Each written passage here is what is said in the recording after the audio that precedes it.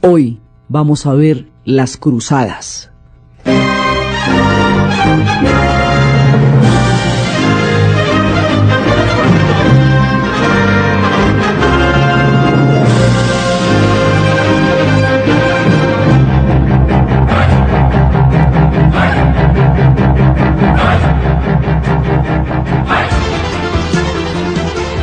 Hay un acontecimiento que va a poner en movimiento todo el mundo medieval y a poner en contacto y en choques a las civilizaciones, a los pueblos, a las religiones. Va a ser muy importante en términos del imaginario que se va a construir a partir de ahí. Va a dejar zanjadas diferencias profundas en la historia. Va a ser una tragedia en términos de sucesos y va a dejar una cantidad de contactos culturales que no se habían podido dar en tiempos anteriores. Son las cruzadas. Entonces la vez pasada estábamos viendo cómo llegábamos a este punto y el asunto era el siguiente. Como estábamos viendo en el mundo islámico, o sea, en nuestro panorama y en la época del relato, el mundo básicamente tiene tres fuerzas grandísimas, que es el mundo islámico, el gran mundo islámico del que hemos venido hablando, el mundo ortodoxo bizantino, el imperio de Bizancio, y el mundo de la cristiandad occidental. Eso digamos en el mapa en el que estamos moviéndonos. En el mapa en el que estamos moviéndonos porque pues en otra parte están los incas, mayas y aztecas y en otra parte están los guptas y la dinastía Yuen. Aquí, donde estamos nosotros, hay estas tres componentes de la cultura, en lo que tiene que ver con nuestra historia de Egipto y lo que tiene que ver con el desarrollo de esa parte del mundo. Entonces, ¿qué pasa? Los reinos islámicos tenían, por un lado, la profunda división entre sunitas y chiitas, que habíamos visto cómo los chiitas van a crear un contraataque, siendo los sunitas la mayoría, los que habían logrado la expansión más grande, los que habían logrado los centros de poder en la Meca, Medina, Damasco y luego Bagdad. Y que siendo ellos, digamos, los hegemónicos por la manera como habían logrado resolver el problema de la sucesión a través de un asunto jurídico y a través de un asunto de nombramiento y no de sangre. Entonces los sunitas tenían todo el control al principio.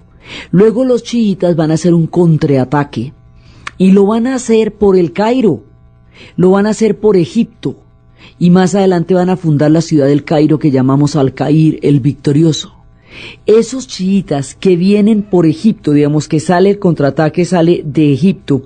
Los chiitas están en Egipto y están en Persia. Los de Egipto hacen un contraataque.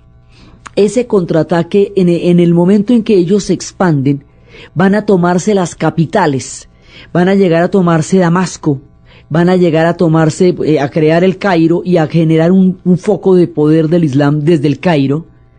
Y en ese proceso de expansión en Damasco y en Jerusalén van a estar muy poquito, pero van a llegar allá también. En el momento en que los chiitas se expanden, cuando en el poquito tiempo en que llegan a Jerusalén van a destruir el Santo Sepulcro, pues van a destruir monumentos sagrados. Y por otro lado, los sunitas, que allá llevan mucho tiempo de expansión y de grandeza, en el siglo X fue, digamos, el esplendor del Islam, tanto en Bagdad como en Córdoba, que era donde quedaba el último reducto de los omeyas y habían hecho una gran civilización. Cuando empiezan, hay un momento en que esto se va a empezar a fragmentar porque es un imperio muy grande. Y al fragmentarse van a empezar a contratar turcos para los ejércitos, turcos mercenarios. En la dinámica de los imperios muchas veces se contratan pueblos, ejércitos de otros pueblos para las grandes batallas. Entonces hay muchos turcos y van a aparecer muchos turcos en nuestra historia, muchísimos, porque van a tener un papel muy importante, pero son muchas clases de turcos. Estos de los que estamos hablando ahorita son selyúcidas, vienen de Seleucia, de Selyucia, sí, eso es de una parte de Anatolia. Turcos hay muchísimos, porque es que más adelante van a aparecer los otomanos, pero eso es más noche, eso es después. Estos de aquí son selyúcidas, ¿sí? Esos turcos selyúcidas van a ser los ejércitos y van a ser los mercenarios de los árabes sunitas y de todo el Islam árabe. Y a la larga se van a ir tomando poco a poco el poder y van a empezar a crear figuras de poder que se van a llamar los sultanes. Entonces el sultán significa poder. Entonces no desaparecen los califas todavía. siguen siendo importantes, pero hay una presencia y una importancia muy grande a nivel de gobierno de esta gente turca y de los sultanes. Y van a tener una figura poderosísima que se llama Soleimán el Magnífico, que era un tipo descomunal. Entonces van abriéndose un espacio cada vez mayor dentro del mundo islámico, y este avance de los turcos selyúcidas, la cantidad de divisiones que empieza a haber entre los diferentes reinos, y las divisiones entre los sunitas y los chiitas, es decir, las divisiones al interior del mundo sunita, porque hay una cantidad de pugnas por el poder y por el control de las zonas, de las áreas y de las influencias. Y hay una pugna entre sunitas y chiitas que siempre ha habido, pero es que con este ataque que sale del Cairo, pues ya, que sale de Egipto, pues ya se vuelve una guerra. Cuando se produce esa guerra entre los sunitas y chiitas, a partir de la toma de las ciudades sagradas del Islam por parte de los chiitas, cuando se produce eso, empiezan a matar a los peregrinos de la cristiandad. Los peregrinos de la cristiandad son aquellos que, haciendo la larga peregrinación hasta Jerusalén, consiguen el perdón de sus pecados. Las rutas de peregrinación de la cristiandad son Roma, Santiago de Compostela y Jerusalén. Pero Jerusalén es la más importante. Jerusalén ha creado un imaginario absolutamente poderoso, y a Jerusalén llegan todas las peregrinaciones. Entonces, cuando empiezan a matar peregrinos y empieza a hacerse inseguro el camino para llegar allá, entonces los peregrinos van a ir a donde el Papa a contar cómo fueron asolados y asaltados y cómo fueron muertos y cómo la ruta de la peregrinación está bloqueada por estas peleas entre el mundo islámico, al interior del mundo islámico. Entonces esa situación es la que va a detonar toda la furia de lo que va a ser la cruzada. Esa situación se vive alrededor de una ciudad que es la que anuda toda la historia, porque en esa ciudad por un lado está el templo de Salomón. Allá se construyó el templo de Salomón y allá fue donde está sentada lo más profundo de la fe judía. Allá se construyó, cuando llegan los musulmanes, la mezquita de la Roca, la segunda en importancia después de la Meca, porque se dice que en la mezquita de la Roca fue donde hay varios milagros de Mahoma. Uno de ellos fue el Miraje, y es cuando él asciende al cielo. Hay varios, episodios fundamentales de la vida del profeta que suceden en Jerusalén. Y es allá donde está el Santo Sepulcro, que es el eje de la peregrinación de la cristiandad. El objetivo es llegar al Santo Sepulcro y la Vía Dolorosa, que están allá en Jerusalén. Y también en Jerusalén están las tumbas de los patriarcas, las tumbas de Abraham y de Sara, es decir, de todo el mundo bíblico. Entonces, las tres religiones, el Islam, el cristianismo y el judaísmo, tributan en Jerusalén el corazón de su fe, y Jerusalén se va a convertir en el objetivo de todas las guerras que van a suceder. Y Jerusalén está en la vía entre Egipto y Siria, por eso es que la historia se va enlazando con la historia de Jerusalén. Esa ciudad milenaria, en ese momento se convierte en el foco de la disputa de todo el mundo que se va a movilizar alrededor de las cruzadas. Hoy sigue siendo el motivo más importante de desacuerdo en el conflicto árabe-israelí, porque la Jerusalén oriental la reclaman los árabes como su capital, y la Jerusalén como ciudad la reclaman los judíos como su capital, como la capital del Estado de Israel, y Palestina quiere que esa sea su capital. Esa ciudad es el núcleo de todo lo que va a pasar, y desde Egipto hasta Bagdad, desde Francia, desde París, desde cualquier parte de nuestros relatos, se va a llegar allá, y ese va a ser el motivo por el cual se desata toda la cruzada. Entonces, muchas canciones describen esta ciudad. Esta es una manera de hablar de la forma como Jerusalén une, enlaza y provoca todo el movimiento de la fe como centro del monoteísmo. From the Bible to the Quran, Revelation in Jerusalem. Jerusalem, Jerusalem, je t'aime.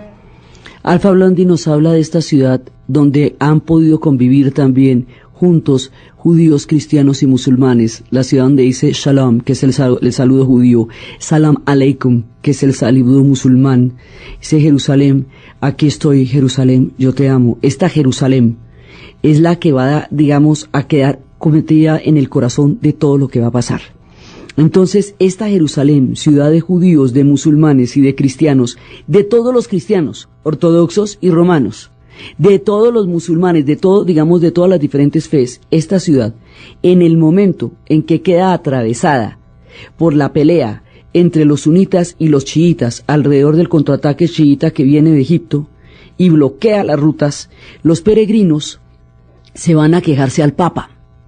Y el Papa coge una cantidad de ejércitos de hombres que han venido peleando guerras intestinas a todo lo largo de la Edad Media y va a hacer un llamado para recuperar los territorios sagrados, porque los peregrinos no pueden llegar al Santo Sepulcro y ha habido ataques a los territorios sagrados de parte de los chiitas. Entonces empieza a convocar.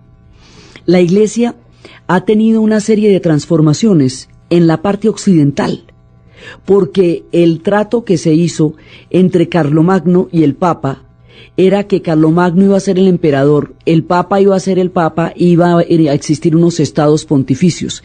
Al existir los estados pontificios, va a haber un reino terrenal de una fe cuyo reino no era de este mundo. Entonces hay un estado pontificio ya, y en la época de Carlomagno. Con las cruzadas, en el momento en que se produce estos informes sobre lo que está pasando con los peregrinos que van a Jerusalén, el Papa Urbano II va a convocar a una guerra santa, y ahí hay una transformación de la doctrina, porque el cristianismo era pacifista por definición. Tan pacifista era que en las épocas de la rebelión de los judíos contra los romanos, los cristianos no tomaron parte en esa rebelión porque no consideraban que el enfrentamiento violento fuera parte de su doctrina.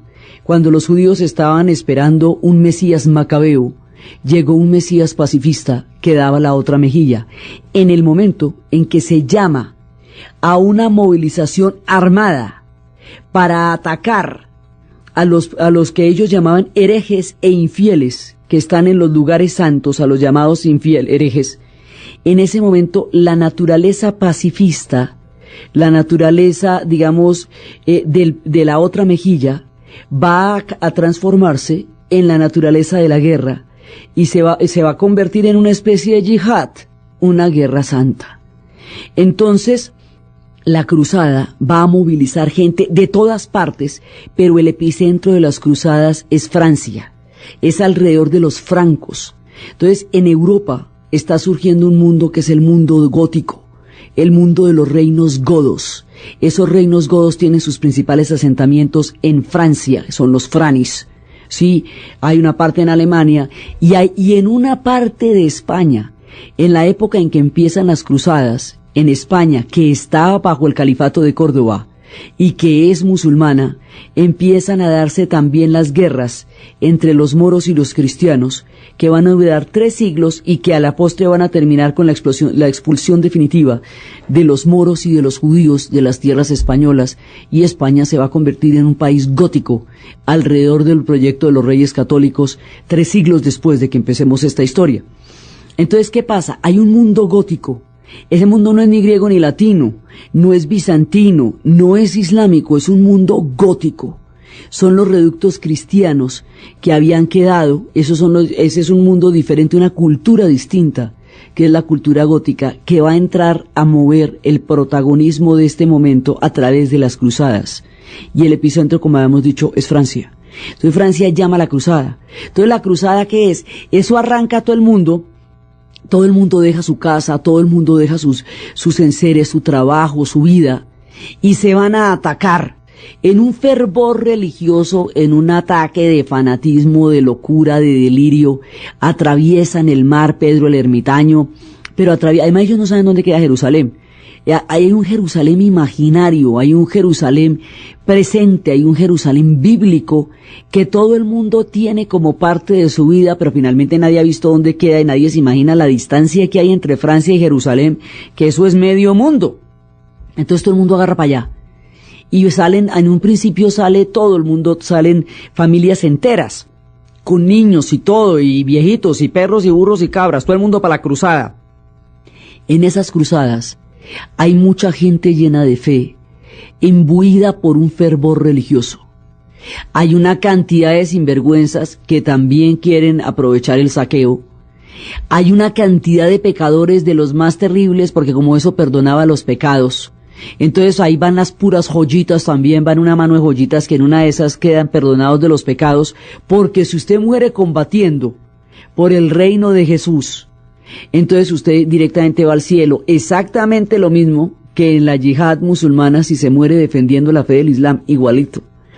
Entonces se van para allá y arrancan a atravesar el mar y no saben que hay al otro lado, no saben que hay reinos cristianos también.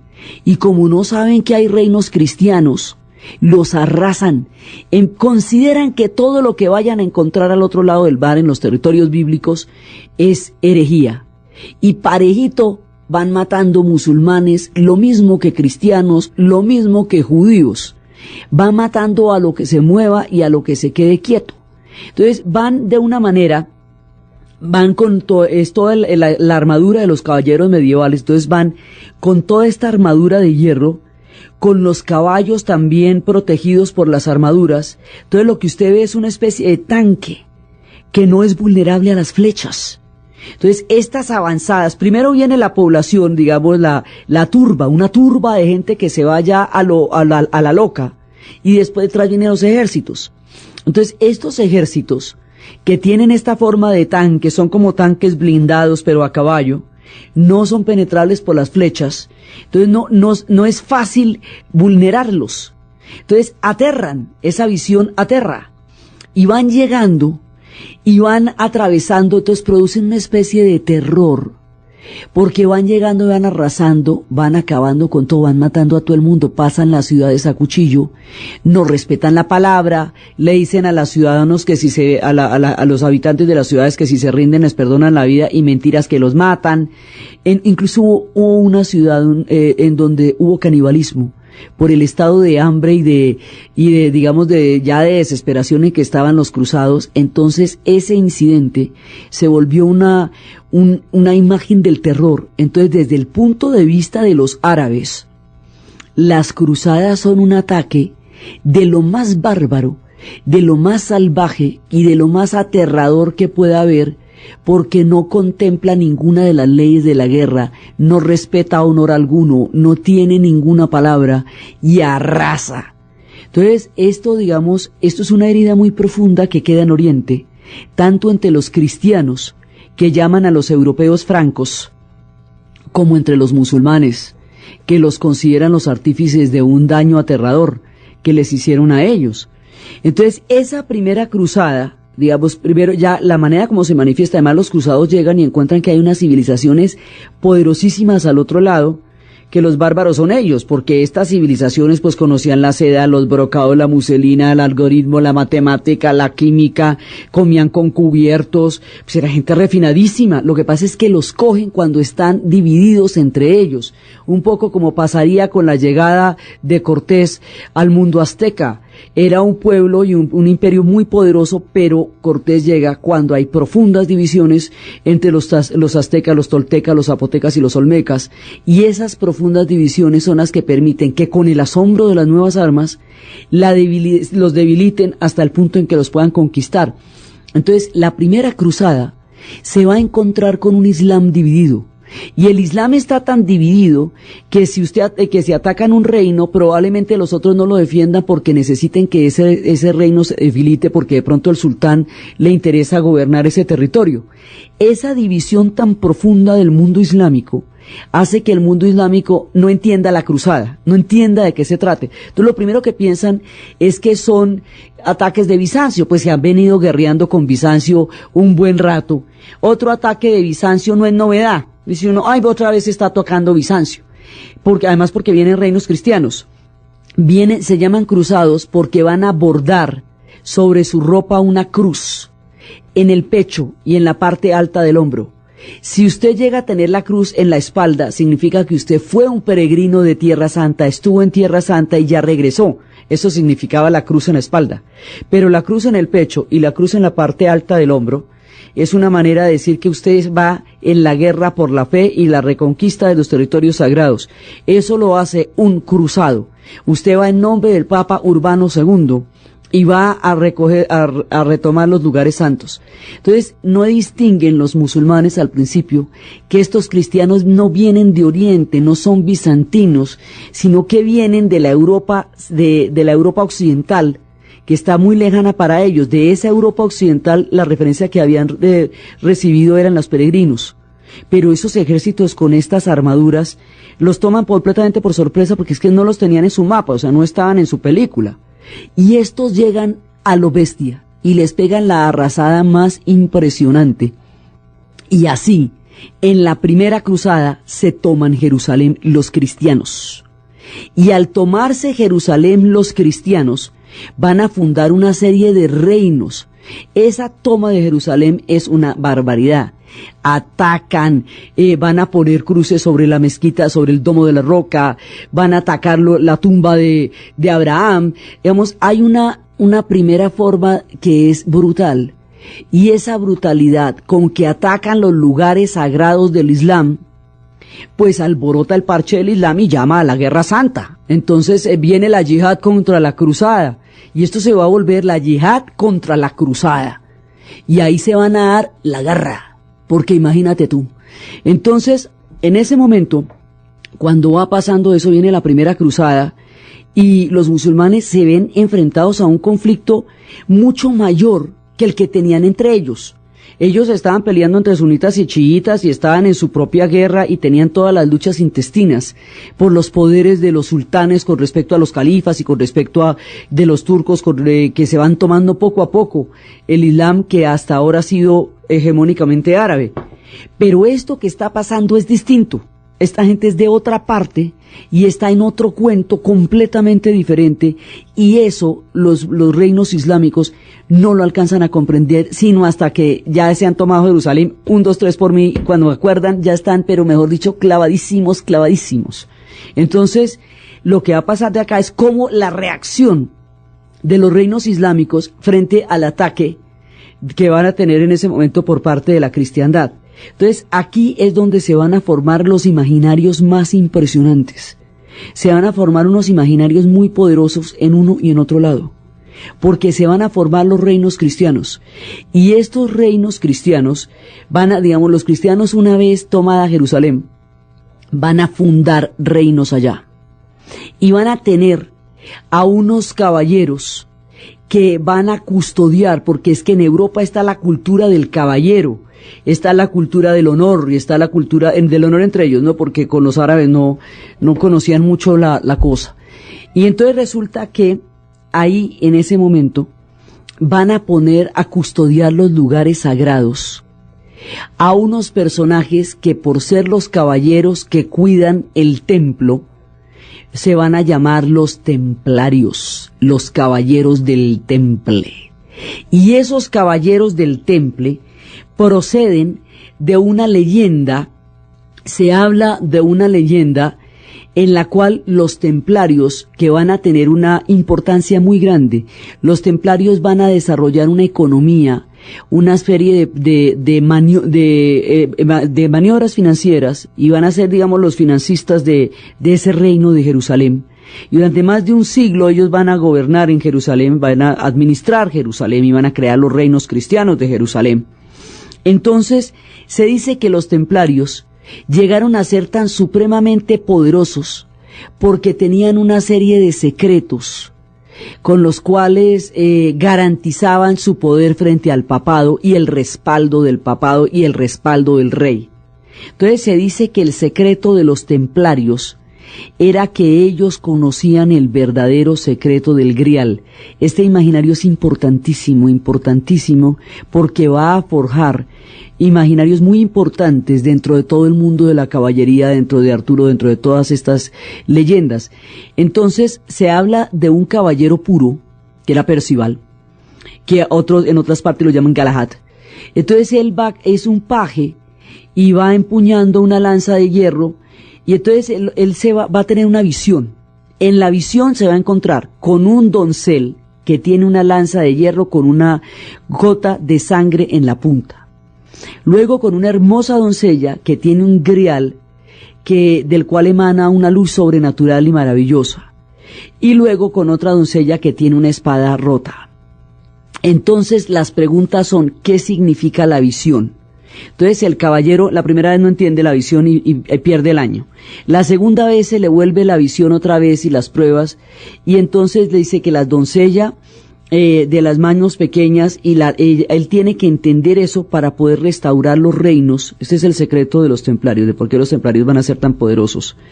Y empieza a descubrir cuál es el enigma. Entonces dicen que en un principio, que la lanza es la lanza con la que Longinus atravesó el cuerpo de Jesús cuando estaba en la cruz para ver si estaba muerto, y que la gota es la gota de sangre que emanó, y que esa gota la recogió en el grial, que es el grial que tenía la doncella con la luz luminosa, José de Arimatea, y que José de Arimatea fue el que llevó el cristianismo a las Islas Británicas. Entonces, y que la espada rota era el reino que se rompía. Entonces, con esto dicen que la espada rota era la espada de los macabeos, otros dicen que la espada rota era Excalibur. El asunto es que a partir de esta leyenda también se habla que ese grial era el grial de la última cena. Unos dicen que era el grial donde se recogió la sangre, donde José de Arimatea recogió la sangre que emanaba de la lanza, y otros dicen que era el grial de la última cena, porque las leyendas tienen varias versiones. La espada rota, unos dicen que era la espada de los macabeos, y otros dicen que era Excalibur. Pero de estos tres secretos que poseían los templarios va a surgir el poder que ellos van a tener por un lado, y además ellos custodiaban el templo, y por el otro lado de la espada rota sale todo lo que significa la formación de un rey en el medioevo. Un rey, el rey, la tierra y la espada deben ser uno solo, y eso va a ser un imaginario tan poderoso que es el mito del rey Arturo, que habla del rey, de la espada y del temple, como digamos del rey, la espada y la tierra, como de una misma unidad. Esa misma leyenda la ve uno hasta en El Señor de los Anillos, porque cuando Isildur destruye, le rompen la espada, y con la espada rota le quita el dedo a Sauron, y el anillo va a caer y el otro no lo arroja, y es esa espada, al restaurarla, la que le va a permitir a Aragorn lograr vencer el mal al final del Señor de los Anillos. Esa espada va a ser Excalibur, la que se rompe y la va a restaurar a Arturo cuando la pueda sacar de la piedra, y eso lo va a hacer el rey. Entonces, digamos, ahí viene la simbología más importante. Y el grial va a ser, y Percival, que va a ser el símbolo de la pureza. Esto es el secreto que tienen los templarios. Es el poder que tienen los templarios. Y también se habla de otro secreto que tienen, y es que ellos conocían una descendencia. Hay otra parte, digamos, que es lo que plantea el Código Da Vinci y otras nuevas enfoques, que se habla de las tres Marías que se convierten en una sola en el relato cristiano y católico, y se dice que hay una descendencia que venía de Jesús por parte de la Magdalena, de María Magdalena, y no por parte de Pedro, y que los templarios conocían ese secreto. El asunto es que por el grial o por la descendencia, digamos, cuando se afirma esa hipótesis, pues se entra en el mundo de los chiitas, pues es como si fuera Fátima la de verdadera descendiente. El asunto es que los templarios poseen secretos que van a dar origen a todo el imaginario de la Edad Media, y esos secretos los hacen increíblemente poderosos. Los templarios tienen su poder también, es una orden de monjes militares, una orden cristiana guerrera, y ellos custodian los lugares sagrados. Más adelante, cuando se pierda Jerusalén, la existencia de la orden se va a empezar a poner en cuestionamiento, porque el sentido de la orden era cuidar los lugares sagrados, por eso eran los caballeros del temple. Entonces, alrededor de esos reinos cristianos hay una cantidad de leyendas y esa cantidad de leyendas van desde los caballeros del Crack, que era una cima, una fortaleza en la cima donde llegaron a tomarse una aldea y los campesinos les dieron una resistencia durísima porque ya se sabía que era lo que ellos habían hecho. Y a la otra noche, cuando fueron a contraatacar, los de la aldea ya se habían ido porque que se iban a quedar al contraataque, como pa' qué. Entonces ellos se quedaron en esa fortaleza y desde ahí les rendían tributo, los caballeros del Crack. Y aquí se va formando una ruta que atraviesa Siria y Líbano, que es Crack, que es Acre, que es toda la ruta de la cristiandad para tomarse Jerusalén. Y mientras tanto, al otro lado, los pueblos islámicos, los reinos islámicos están preparando la ofensiva y figuras fantásticas van a surgir al otro lado de la historia. Desde el punto de vista occidental, desde el punto de vista de los cruzados, hay una cantidad de personajes que van a estar ligados a la historia de los cruzadas. Entonces, las cruzadas son 8, pero las importantes son la primera y la tercera, que es donde realmente se define la situación. Entonces, a partir de ahí se fechan una cantidad de acontecimientos en la historia de los europeos y en la historia de los árabes. Las cruzadas se van a lanzar entre 1096 y 1272. Sí van a empezar todas estas cruzadas y hasta que terminen todas las 8 cruzadas, pero finalmente las importantes a la hora del té pues son la primera y la tercera. Ligadas a estas cruzadas son todos los personajes míticos de Occidente. Todos los personajes míticos de Occidente en la primera cruzada era Pedro el Ermitaño, Leonor de Aquitania, quien fue llevada a la brava por el rey francés, y es cuando les conté que entraba en contacto con los sufis y traía las cortes de amor. Leonor de Aquitania va a tener sus hijos con Enrique II, que son Ricardo Corazón de León, Juan Sin Tierra y Godofredo. Ricardo Corazón de León va a encabezar la tercera cruzada. La segunda cruzada fracasa porque no se ponen de acuerdo. Entonces, pues sí se van todos para allá, pero en la mitad del tropel se agarran entre ellos y entonces finalmente la segunda cruzada no llega a ninguna parte. En la tercera cruzada van a llegar los grandes reyes de la cristiandad. Ricardo Corazón de León, va a llegar Federico Barbarroja, y van a llegar, digamos, los grandes y se van a enfrentar a un personaje que ahorita nos está esperando, que es el gran Saladino. Entonces, estos personajes, Barbarroja, Federico Barbarroja él lo que va a hacer es que se come un almuerzo poderosísimo y luego se baña y le da un patatús y se muere. Y al morirse Federico Barbarroja, todos los cruzados germanos que van para allá quedan sin líder y se devuelven. Una parte importantísima se devuelve. Ricardo Corazón de León continúa con la cruzada. Mientras Ricardo Corazón de León está en las cruzadas, hay rebeliones contra Juan Sin Tierra en Inglaterra, porque Juan Sin Tierra la está embarrando, y entonces los nobles lo acosan y le dicen que no puede seguir exponiendo impuestos, lo obligan a establecer los impuestos por un sistema de consensos, y esa obligación y esa limitación de la autoridad del rey es lo que se va a llamar la Carta Magna. Mientras gobierna Juan Sin Tierra era cuando estábamos hablando que Robin Hood y Ivanhoe hacen rebeliones desde los bosques de Sherwood y desde esas tierras de Nottingham, porque consideran que un rey legítimo está gobernando.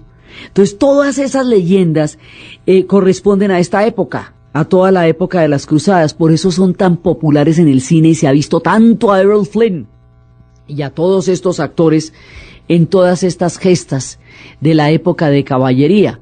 Entonces viene la segunda cruzada, y en la segunda se daña, viene la tercera cruzada, y en la tercera cruzada se van a enfrentar con un personaje impresionante, y ese personaje les va a dar sopa y seco. Ese personaje se llama Saladino.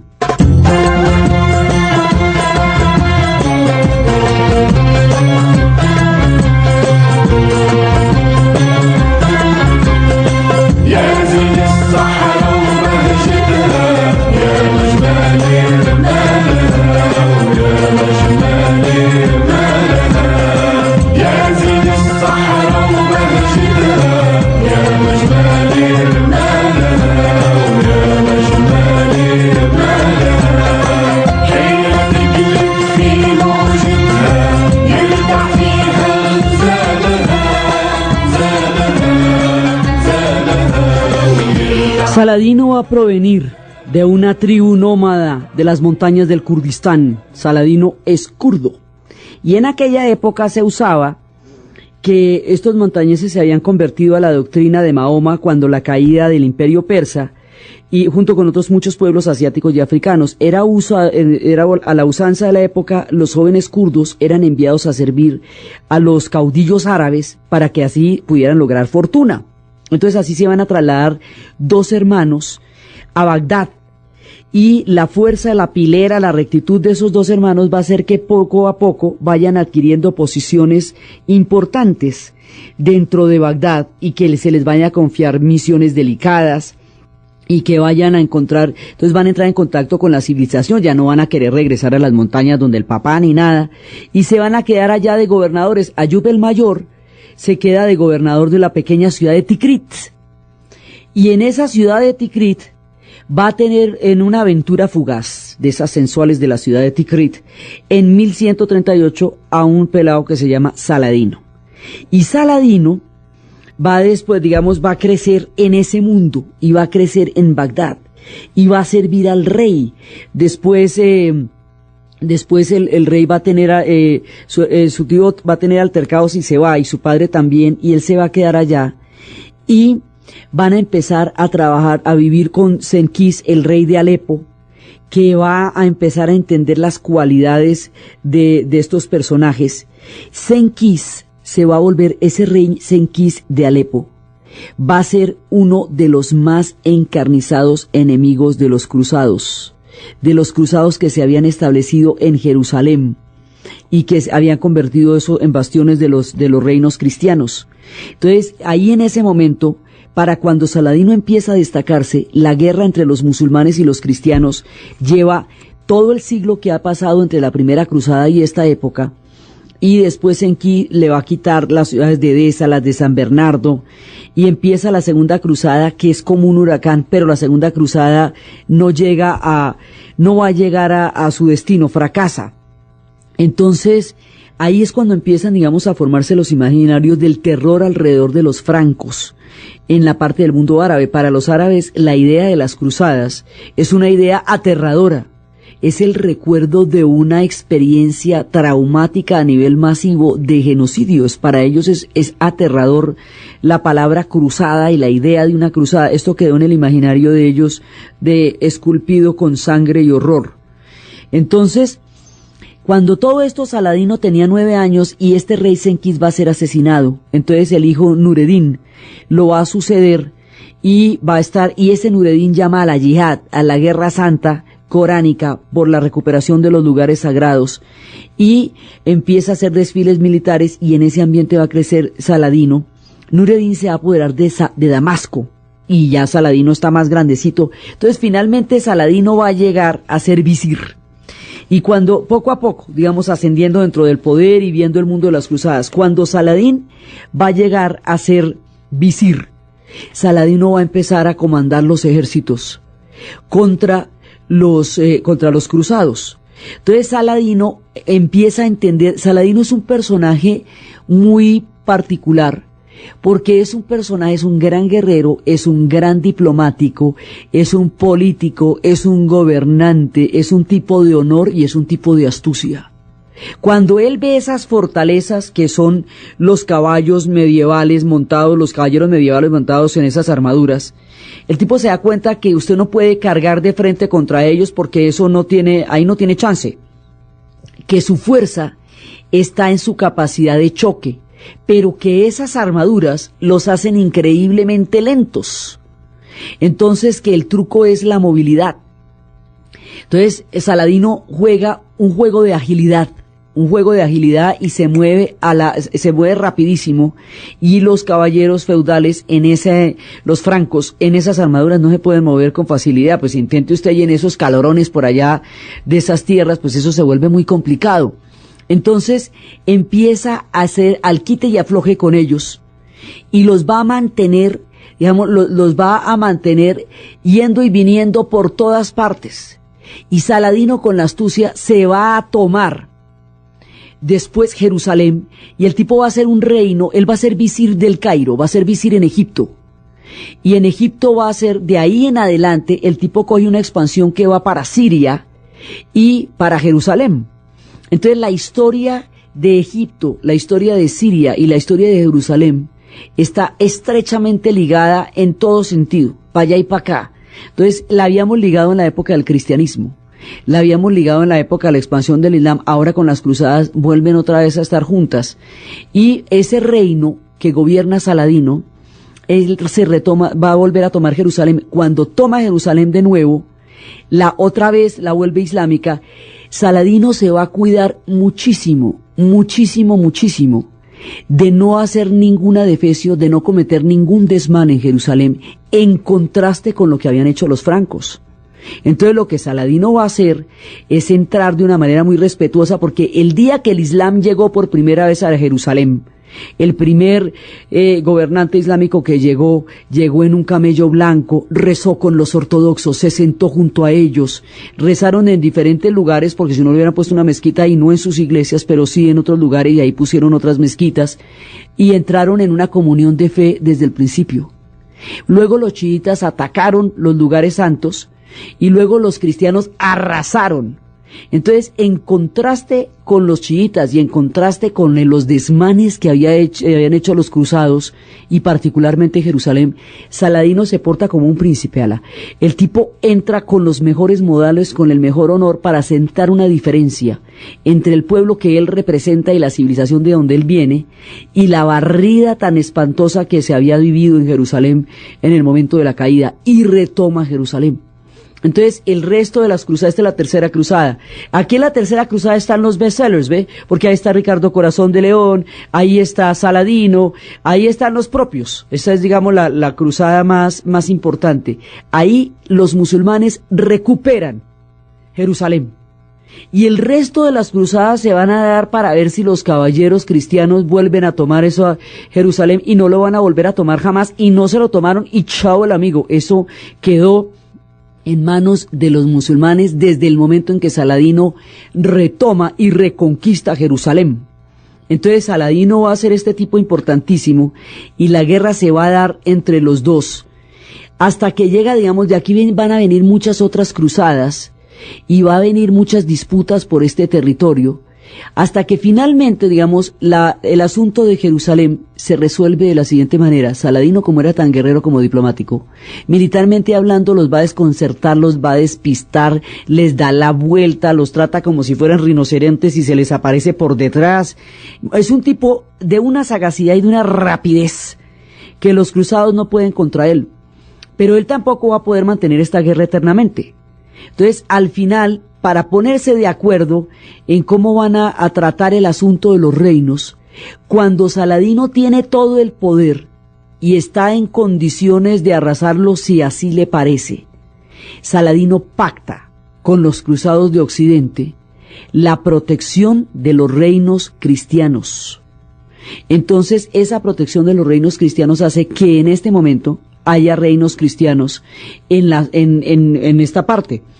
Si no, no habría reinos cristianos, o sea, en Líbano, o sea, en Siria, y de ahí vienen también, o sea, ahí había cristianismos originales, pero los reinos cristianos se van a poder mantener por el respeto de Saladino. También ahí habrá cristianos maronitas, y componentes fundamentales de lo que hoy es el Líbano se van a formar en esta época de las cruzadas. Y ahí viene esto, las cruzadas se recuerdan como una cantidad de fortalezas del Crac, de Alepo, de todo esto, y Saladino va a respetar esos reinos.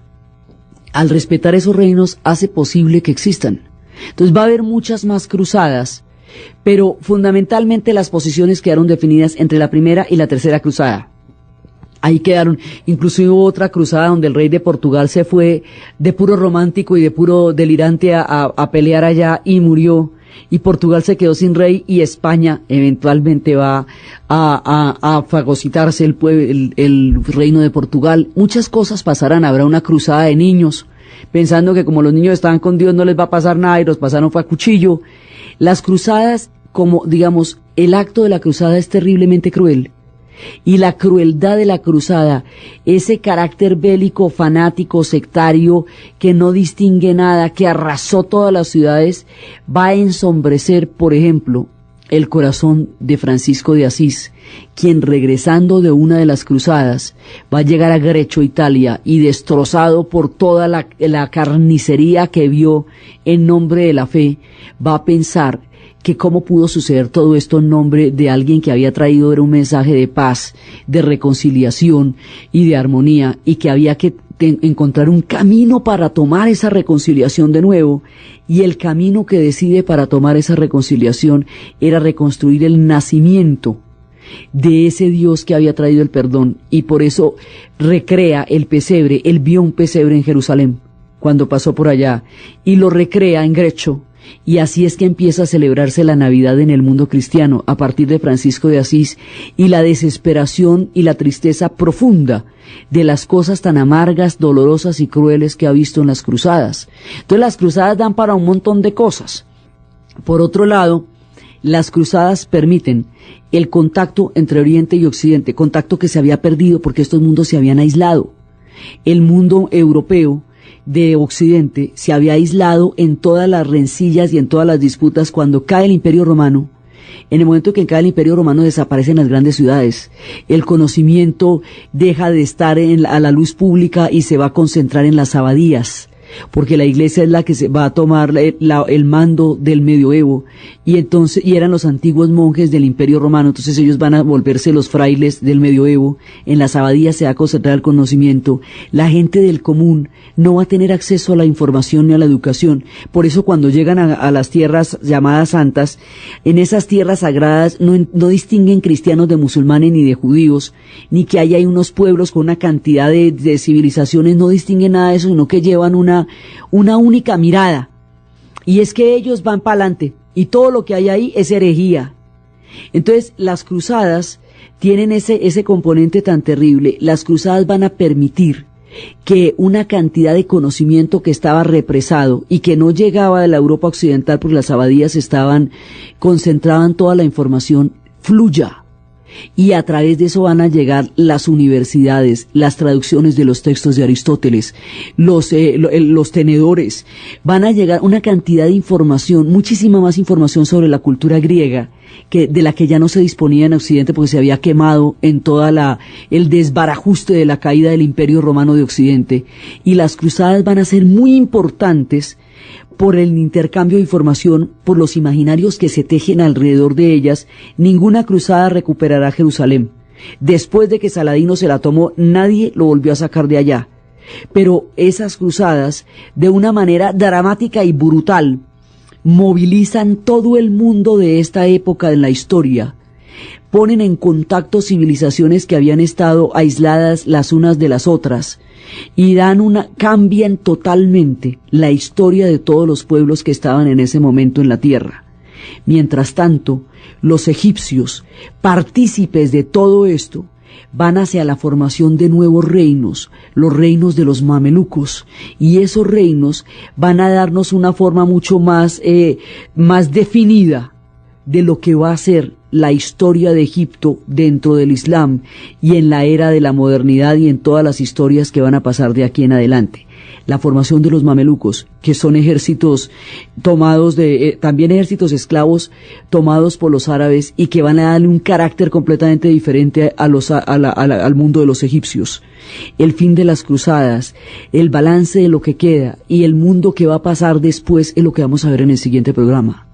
Entonces, desde los espacios de la fe religiosa, en sus formas más fanáticas y en sus formas más delirantes, desde todo lo que está pasando, desde las historias de Saladino, desde Ricardo Corazón de León, desde los caballeros del Temple que a final de la cruzada van a enfrentar un exterminio, que es el que veremos también en el siguiente programa. ¿Por qué van a ser exterminados los templarios al terminar las cruzadas? ¿Y por quién? ¿Y por qué los reinos franceses?